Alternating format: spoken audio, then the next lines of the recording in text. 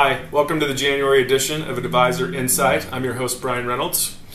I wanted to talk a little bit today about 2011. What an incredible year it was. Started out so slow in Q1. I think people heard crickets in their offices. It was so quiet.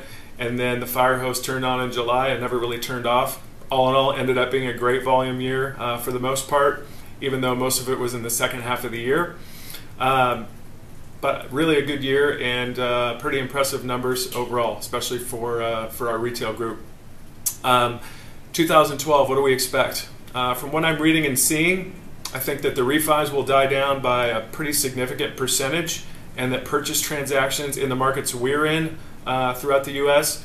will actually rise about half of that loss. So I think we'll have a dip of 10 to 15% total. Should be a great year anyway. And I think the thing that will make that a great year and possibly even keep us on par for the same or better volume is if you keep focused on your referral partners.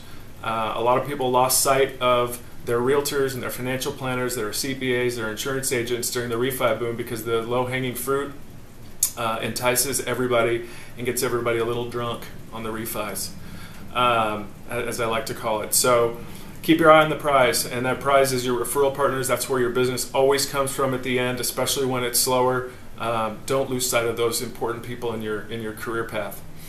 I think that wraps it up for the January edition. I'm your host, Brian Reynolds, and this is Advisor Insight.